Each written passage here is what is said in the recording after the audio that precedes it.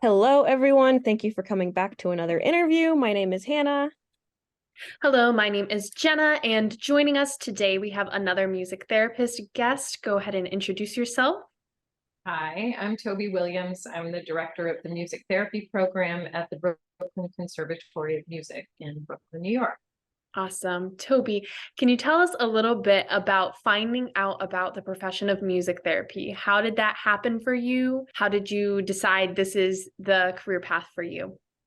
Yes, happy to. The music therapy story. I always sang, so my primary instrument is voice.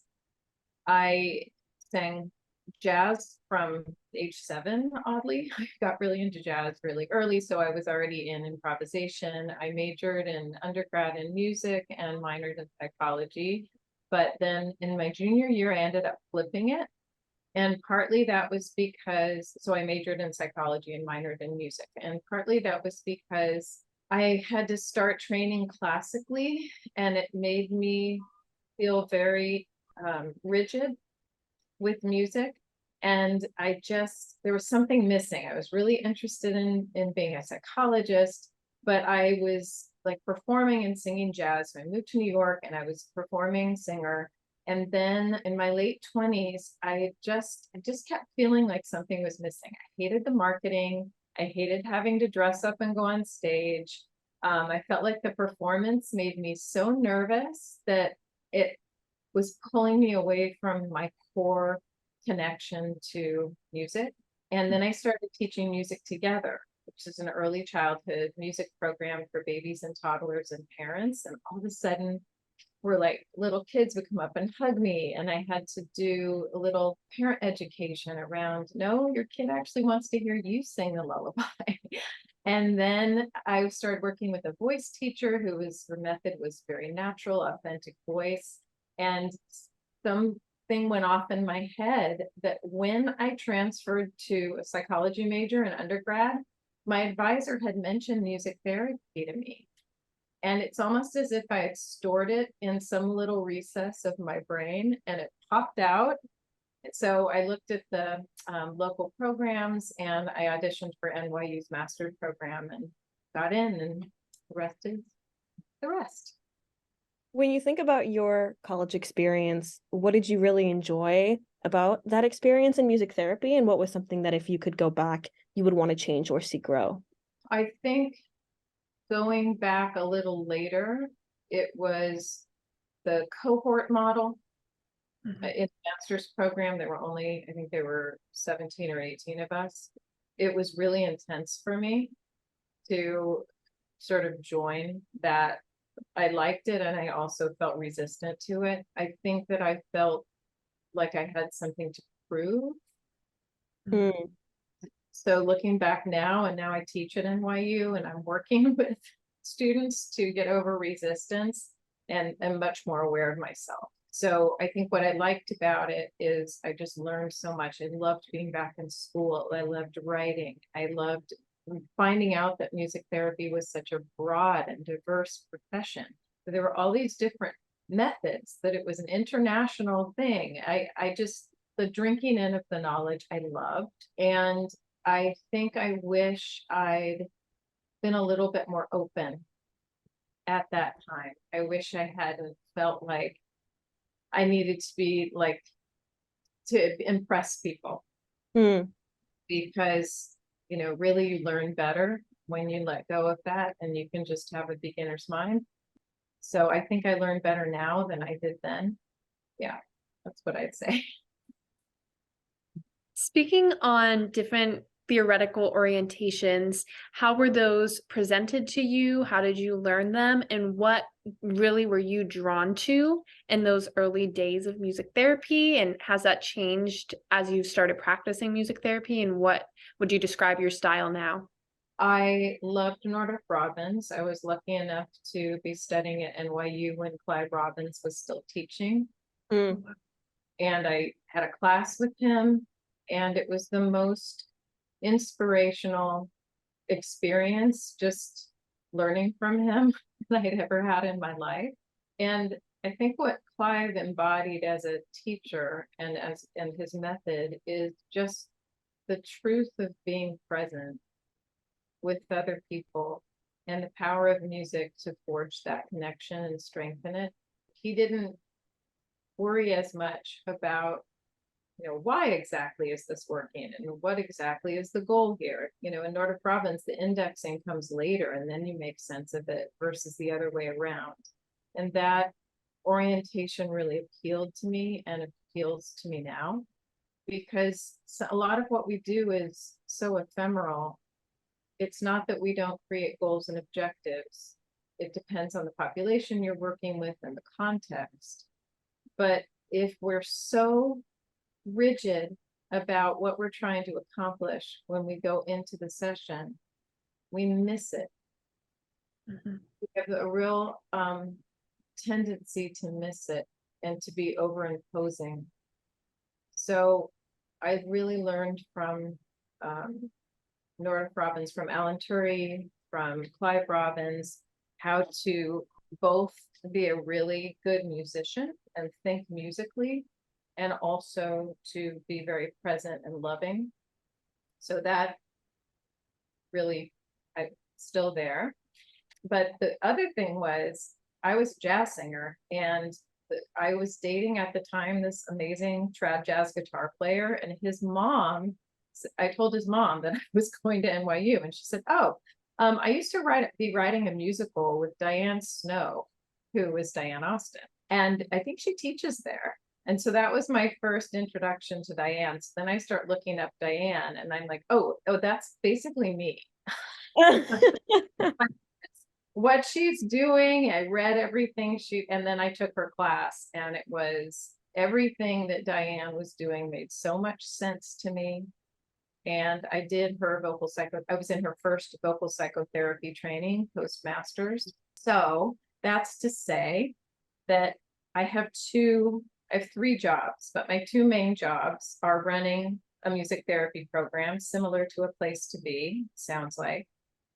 And for the clients that we see and the programming that we do, I'd say it's very Nordic Robbins informed and very floor time informed, client centered, extending to the parents and the partner sites, so that there's a real community of support and connection that is very personal. And then 1 day a week, I do private practice vocal psychotherapy, working with adults.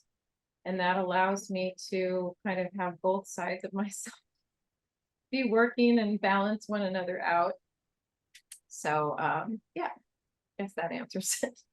Kind of thinking back to when you were approaching your internship stages at the end of the degree, where did you decide to do your internship, or was it something that you were placed in? And how do you feel like that experience as really a beginning professional shaped you in those 6 months?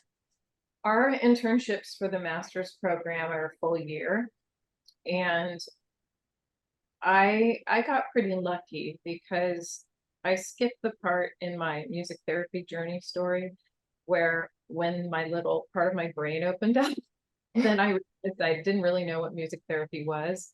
So I contacted NYU and got a list of therapists who I could talk to and go observe.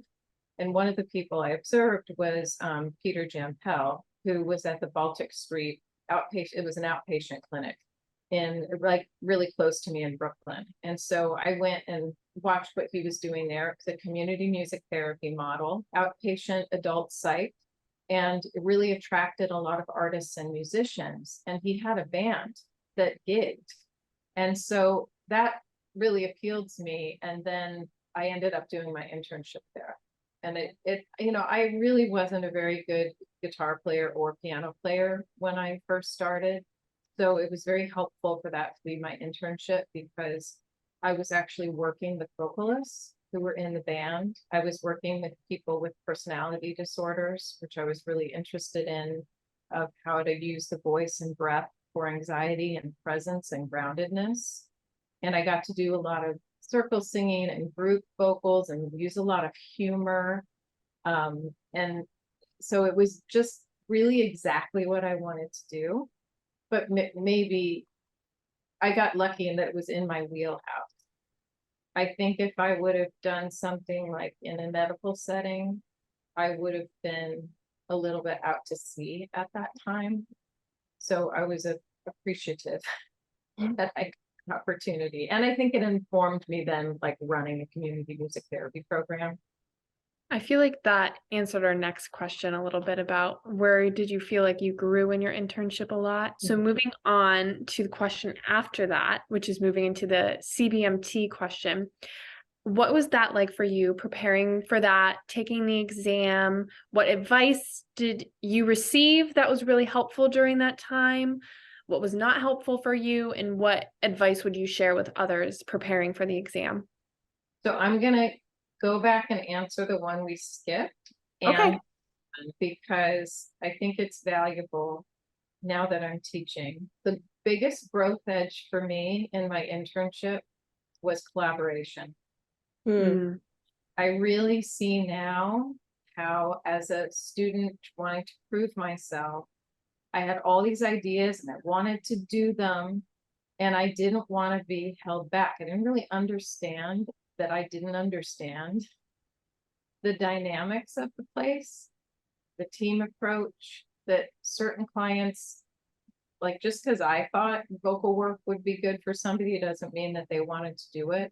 And that I might not be right.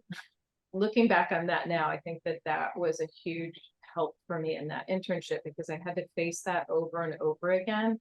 And then at NYU, what's nice is that you have your internship supervisor, who is Peter Gempel. We also have an internship seminar every week with like 5 people in our cohort. So I have to look at my logs and reflect with them. Plus there's an outside supervisor who comes in and visits. So it's like, I kept getting that same feedback, and it made me understand that I was putting my ego too much in it. So I wanted to say that.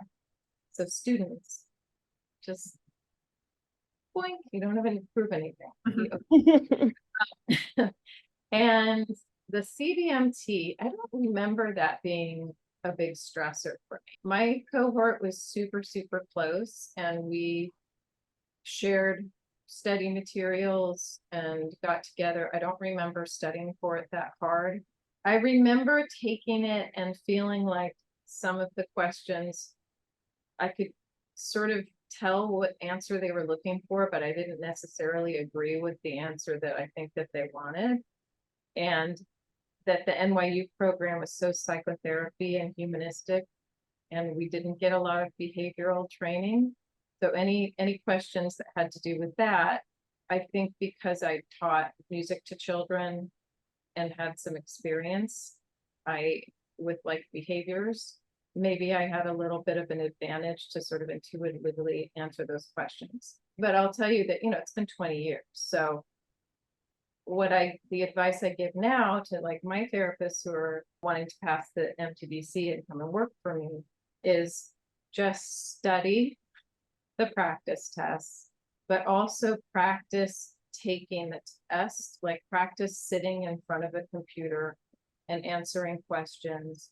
Do it in the way that it's presented, because we aren't all able to really process in the same way. So if you practice by hand and then you have to do it in this weird space on the computer, it can really mess people up.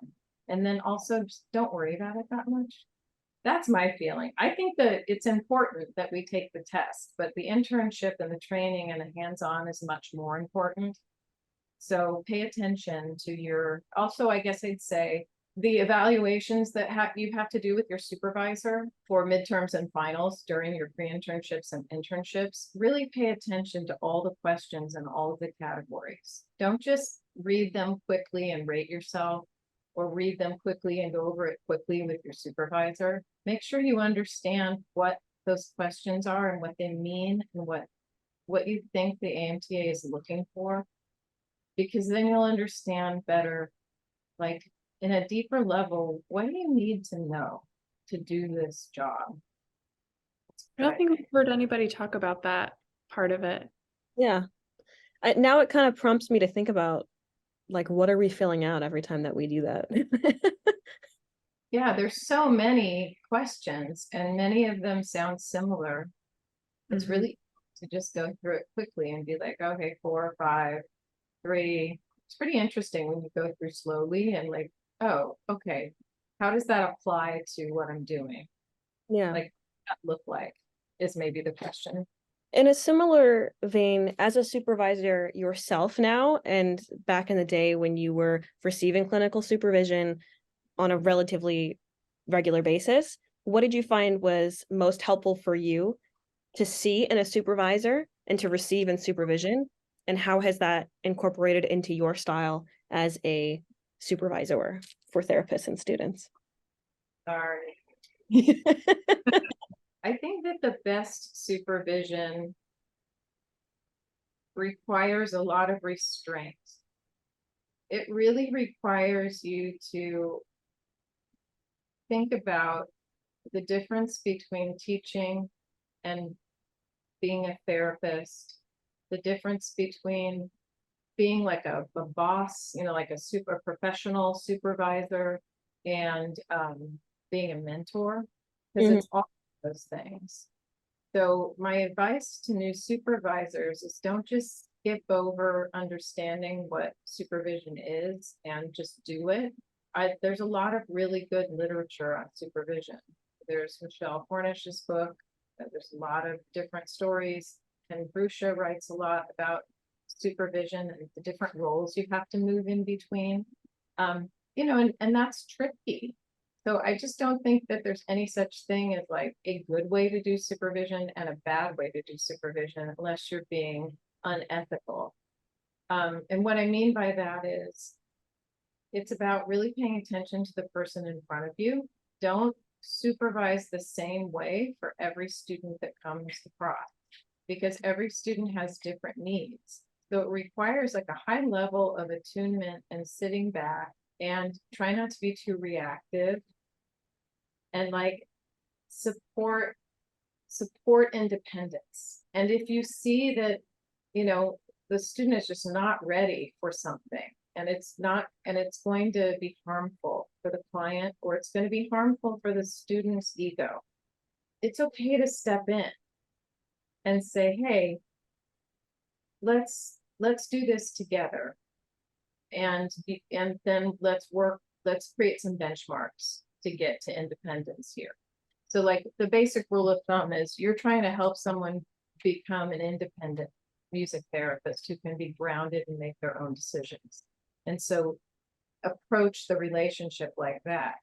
What gets tricky is when, like now I supervise my supervisors.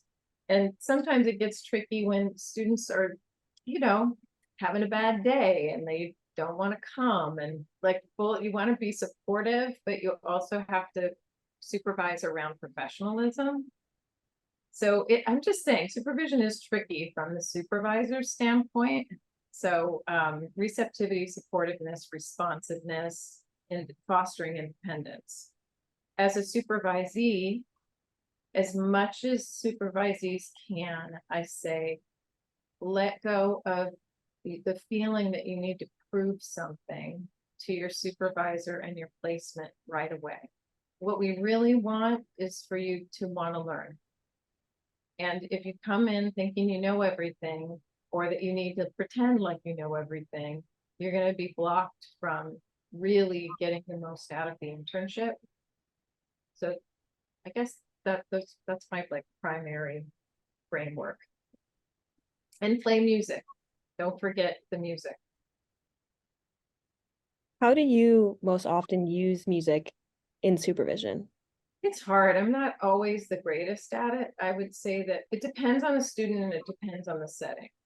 So when I used to I did the clinical work at a small private school for children with autism, which uses an ABA model. I would often, wouldn't use a lot of role play, but we would do a lot of music making and improvising in the room, and also just working on the arc of a group and what it feels like to receive the music that the student is playing.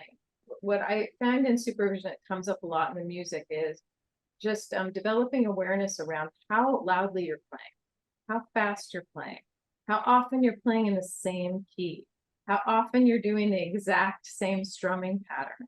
You might be using the same hello song all year, but you don't have to sing it the same way. Like you can create variation and growth in the clients by leading them to do things in different ways, different time signatures. So I use a lot of play based on the music that we're actually making in the internship.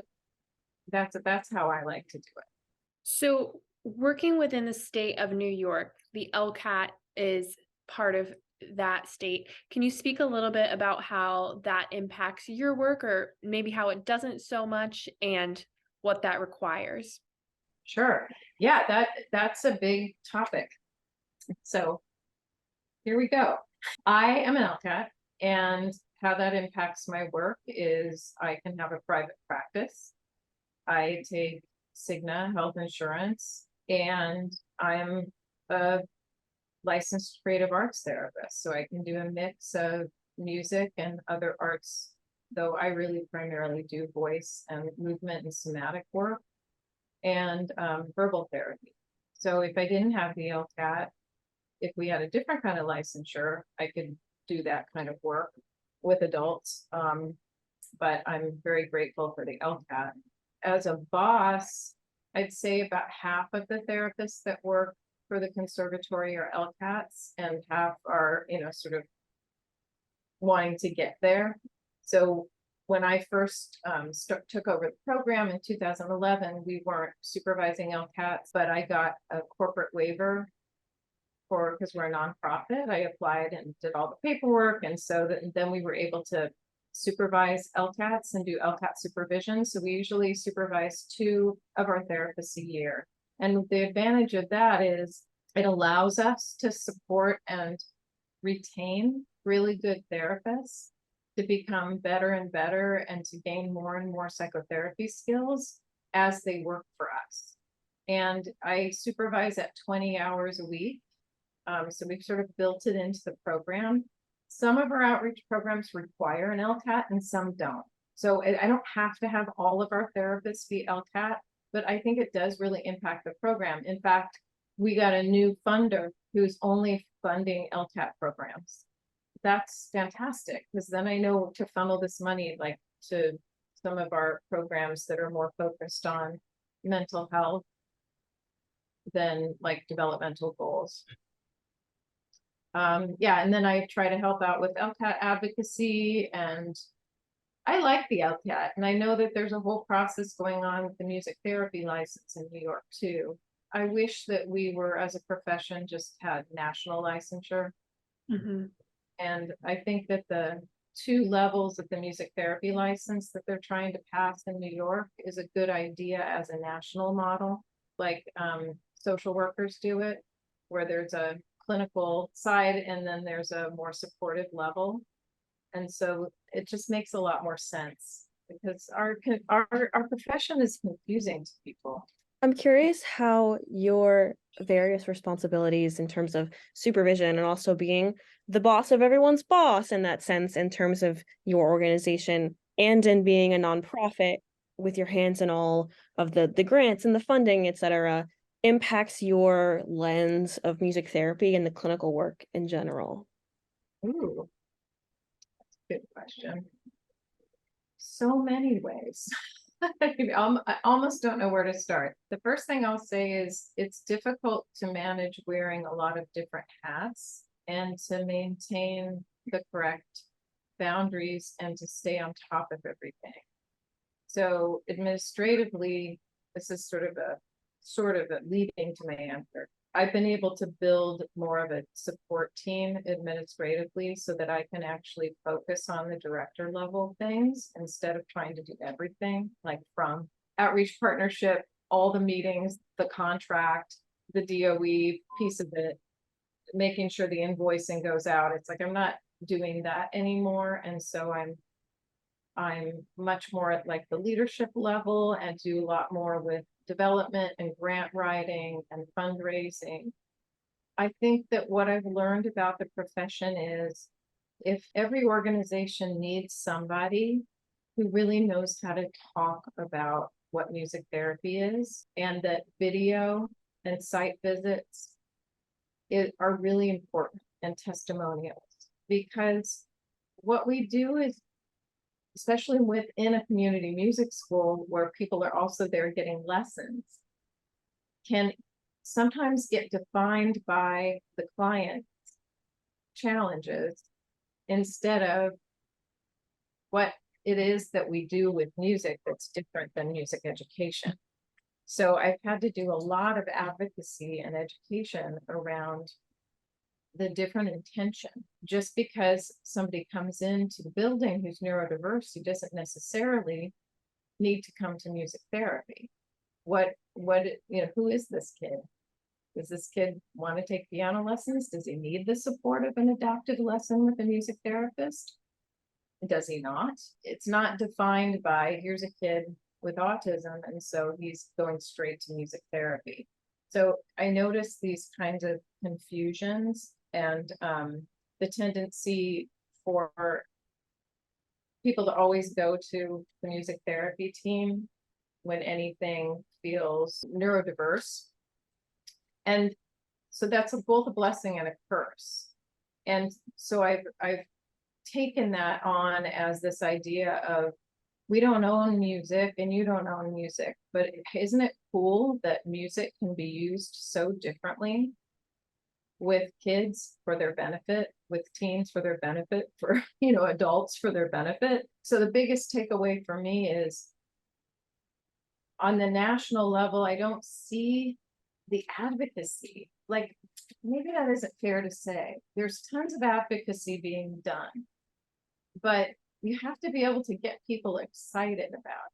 So most people that aren't in our profession really don't care about our research. Research is super important, and that needs to be there to back up. But to show the power of what music therapy does, to the relationships that can be formed, the playfulness, the humor, the sort of joy, the relationships we're able to form that are different than, like, here's a violin, this is how you play it like this, come to the recital, everyone will be proud of you. We can have a little bit of that, but we have so much more that comes out. So I guess my feeling is always, how do we get more music therapy in front of the world? So part of my learning is, I still don't understand why our field is so misunderstood. I really don't. This is like a little bit of a place I'm in at the moment, Yeah. With sharing music therapy and showing the work that we do with clients, different individuals that we work with, how do you balance that, of sharing that and showing that and still maintaining that privacy, that dignity of that client? Yeah, I remember we talked about this at my presentation, is our music therapists, me, my admin team, and the therapists on our faculty, we're the ones who are in charge of that. So if marketing says, hey, we're putting the annual report together, is there like anyone in the music therapy program who might like to be featured? Part of it was working with marketing to understand that that's the question to ask, rather than, do you have any video? So our marketing team and our development team totally understand about HIPAA and FERPA, and they also understand about just that the important thing is that the clients in the music therapy program get what they need out from us, not that we get what we need from them. So at the beginning, I was really protective and I said no a lot. And then we started just talking to the parents more and finding that, like, parents were saying, oh my gosh, I would love to tell so-and-so's story. Oh my gosh, I would love to be in the video. Oh my gosh, this is so important to my son. Oh my God, yeah, you can totally have video. And we have a whole performance wing of our program now because a bunch of especially teenagers and young adults came in who were just incredibly talented and really wanted to perform, but needed maybe a little bit extra performance support.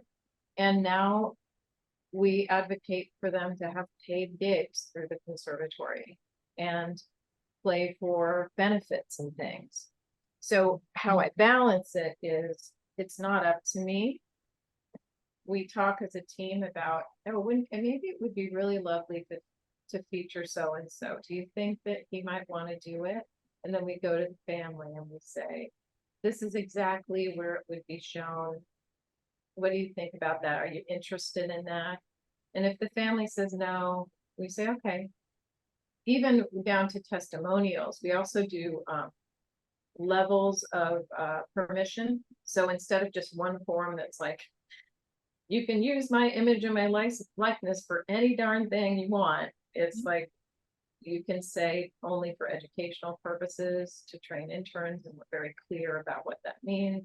Everything except like print is fine, but social media is not fine. And then that makes it tricky for marketing to keep track of, but we just try to put it on a spreadsheet and we have different columns and we have clicks like this is okay to use for this, this is not okay to use for that. I like that. Go ahead.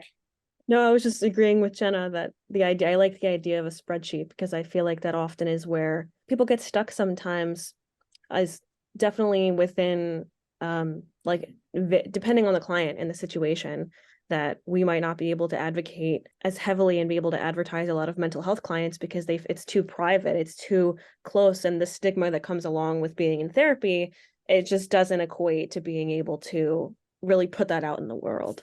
Yeah, I think it has a lot to do with how you talk about it, how much you talk about it.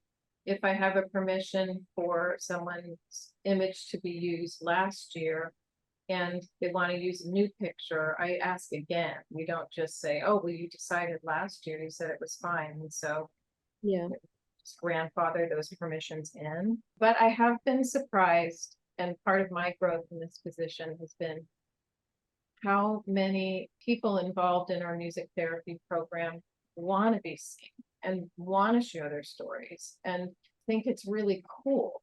And a lot of the parents too just say like, I want to support this. I want more people to know about this program. So yes, you can absolutely use our story. How do you balance the work of self-advocacy in that performance vein, but also for the profession in general? What kind of has helped you formulate your own, whether that's like a presentation or a typical kind of phrase that you use in self-advocacy for yourself, for your clients, and for the profession in general?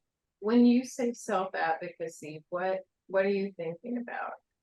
So I realized after the word came out of my mouth, I meant more, not necessarily self-advocacy, but advocacy. It could be self-advocacy for you, and for your program, for your clients in the performance aspect, and advocating that you've had to do on behalf of music therapy. I feel like to answer that question, you've probably also experienced changes depending on who the audience is. I feel like education and advocacy has to be global and connected. And I don't mean global like citizen of the world. I just mean that here's some examples of some things that we might do. We have at Conservatory a music education outreach called Music Partners.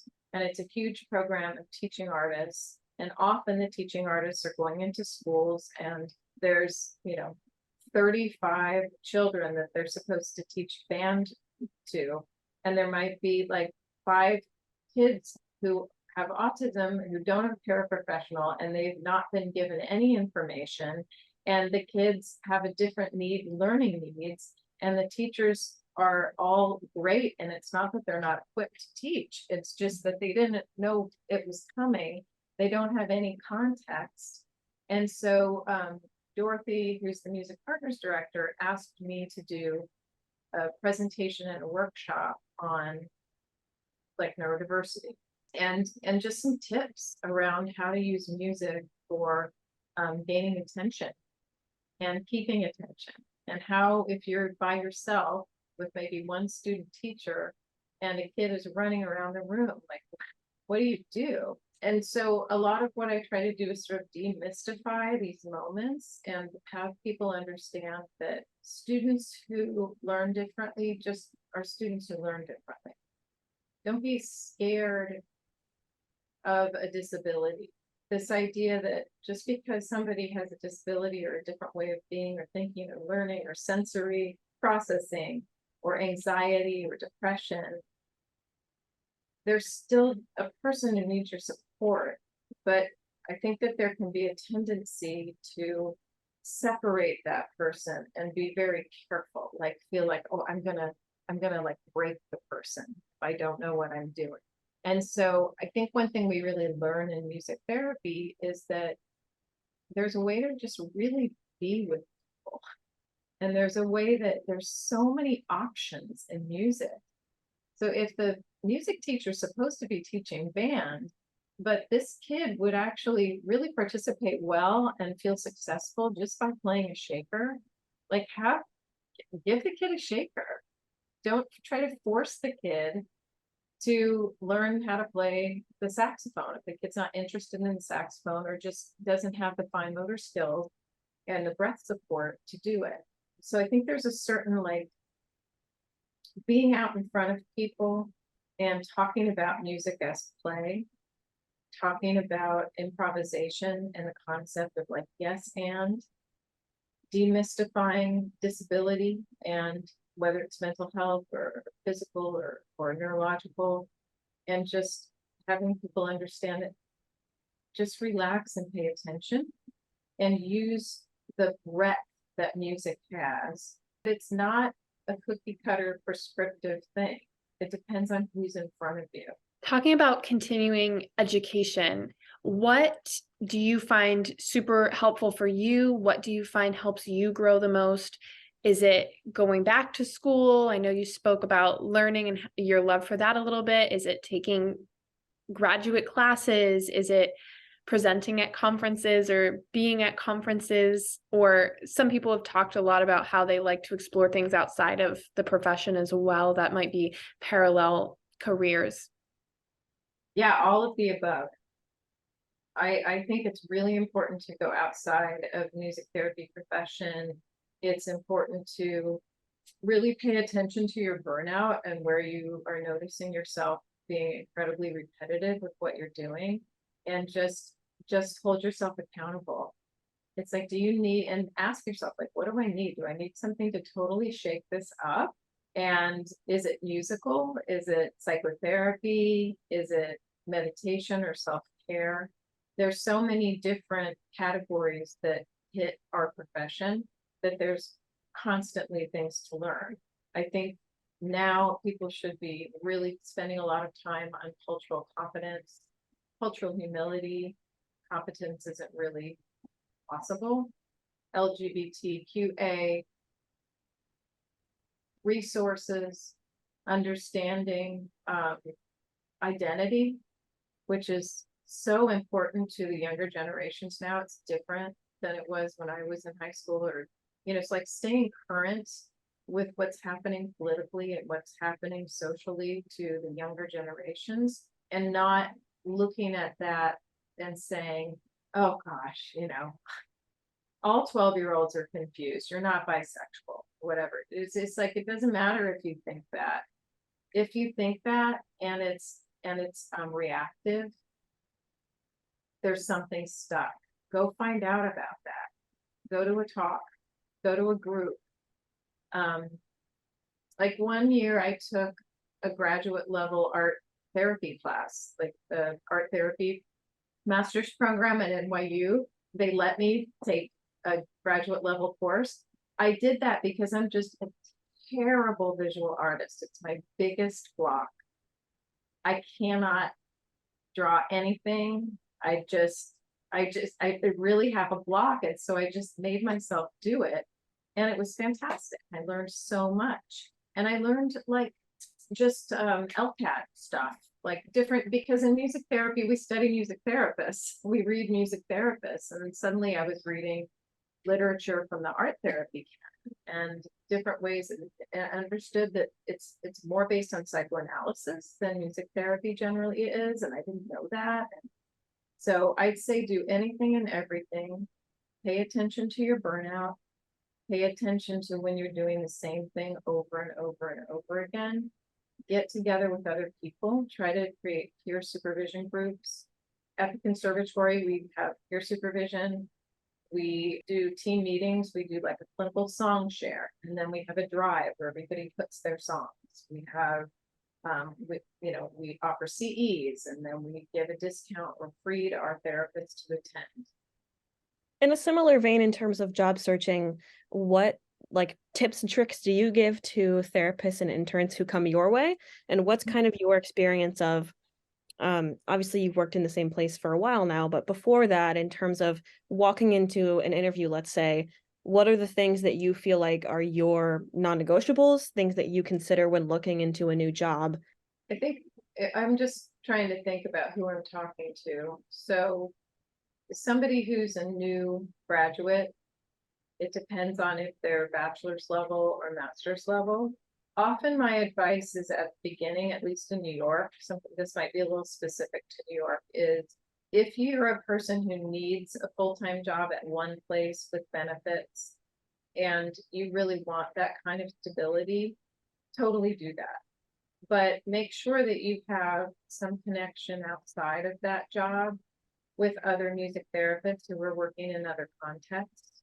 Like seek out peer supervision. I think it's really hard for music therapists because we generally can't afford clinical supervision, like private clinical supervision, and be in therapy and do our jobs and keep up with our self-care. It's yes, that's in a perfect world, but very few people I know can actually make a living at what we do and afford all those things. So I say, take the model from school and try to find a way to incorporate that into your life outside of your job. The other thing I like to recommend to people is see if you can find at the beginning, like a 20-hour-a-week job, like an inpatient psych or outpatient psych or a hospital, where you have part-time benefits, healthcare, and you really learn how to do note-taking and systems, but then use the rest of the time to take freelance work. Not necessarily private practice, but whether you're doing early intervention in the home, or you're working for, a place to be, or the conservatory, or you teach early childhood music, or, like those kinds of jobs that in the first 5 years of practice, you continue to build different kinds of skills. I think that's really important because I don't think anybody emerges even at the master's level. I mean, maybe somebody who did bachelor's in music therapy and then a master's in music therapy, but I think most people it's like we really get good at this job by just doing the job. So if you did your internship in a medical setting and then you get a job in a medical setting and then you stay there for 4 years and then you hate it and you want to change, you don't have any experience on your resume with children with autism or geriatrics or adult psych. So I say keep honing your skills by trying to do some mixing and some matching. I It find also makes you a better musician. Just saying, Yeah. sorry. Yeah, no, it just strikes me, and Jenna, I don't know if you feel this way too, that a lot of our questions, when we ask questions like this, it's all seems to come back to accessibility, which seems probably obvious, but still, like, to me, it's something in my brain where everyone's like, yeah, I took the first job I could because I needed money. And I did this because I couldn't afford to do otherwise. And I chose this college because it was the closest and cheapest to me and everything. It strikes my brain that that's something that everyone keeps coming back to. We're one of those professions where the school costs a lot of money and we don't make a lot of money. And I'll leave licensure back in, because when we have licensure and we can do private practice, you can make more money. And when we have licensure, jobs in facilities that require licensure pay more money. And that helps for access. You know, and I also really encourage music therapists to not to be assertive about what they need with their jobs. Like, will your job pay for you to have clinical supervision? If you aren't, if they aren't able to supply it, is that something you could negotiate with your salary increase? If you feel like you're doing too many sessions in one day, talk to your boss about it. Say, you know, I absolutely will continue to work for this or this salary with a 3% cost of living increase. However, I need that to be 6 sessions a day and not 8. I can't do my best work at 8 sessions a day. And explain why, and know how to talk about that. Talk about why does it benefit the client more if you have time to write notes, if you have time to prep for songs. And if you don't, can they pay you for some prep time outside of your hours? Music therapists tend to be like almost apologetic about music therapists can be a little apologetic about being in this job, and like we're supposed to be so grateful to have a job or something. I think it would help our profession if we saw the value of what we do as like a given, you know, like if you can kind of own that and talk about it like that, I think it goes a long way toward people eventually not calling you the music teacher and understanding that you're a clinician, you know. Yeah, but accessibility, I don't know how to solve that one. I mean, I think it's great that the AMTA is starting to offer different levels of membership. I mean, I have a team of 22 therapists. I think only 2 of us are AMTA members. We need some, hopefully we're on the upswing. We need some better systems or scholarship. Yeah, that would be nice. Looking forward into the profession, where do you think that, or where would you like to see growth, change happen? Where do you think some trends are already starting to happen? And where do you think the work is that we need to do to get to those places? I mean, I've been really, really happy as an East Coaster with the amount of advocacy for diversity in our field. And I think there's been real strides made. So that's great. That's a good trend. And you see how it's affected the national organization to be really, truly be forced to look at ourselves. So when you go to a conference and it's 93% people that look like the 3 of us, and we look at, you know, the diversity of the clients that we're serving, they don't reflect one another. What are the barriers to access? Why aren't more people of different cultures joining our field? And I think we have to continue to look at that and the sort of power dynamic that sets up with clients. So that I've been feeling really good about the trends there. And of course, I'm in a bubble because I'm in New York City. So it seems like probably seems like there's a lot more of that going on than if I lived in Idaho or something. But so, you know, I don't know. That's what I think. The future of the field, you know, I worry about the threat that we get from all the other mental health lobbies who there's so much competition. Social, you know, there's a whole social work lobby that doesn't want to have LCATs be able to take insurance. But in this country, there's a shortage of therapists. Yeah. So part of the LCAT advocacy that Maya Benatar and that group is in New York is really working on right now is how to educate speech and language therapists and the social work lobby to understand that we're not threatening them. We're not trying to do what they do. We're trying to do what we do. But we also don't think that they should pretend that they can do what we do because you're a social worker and you can play the guitar. And that takes education, you know, and every time somebody comes up to you and says, well, I mean, what is music therapy? Or I saw a music therapist once. I mean, I just didn't get it. It's how do you not get defensive? And you say, yeah, I mean, music, we don't own music, but here's an example. And then the person may go, oh, I didn't realize you were thinking about music in that way. And I said, yeah, you know, and it's a process. It's about the relationship. It's about improvisation. And everybody being willing to drop in little nuggets of what we do, not be defended, will go a long way to grow our profession. I think that is all of the questions that we have. Jenna, do you have anything else that you want to add? No, that was everything. Toby, is there anything that we didn't cover in the interview that you wanted to add in? I think so. I wish I could articulate better. I do think we have, because we have different licensure in every state,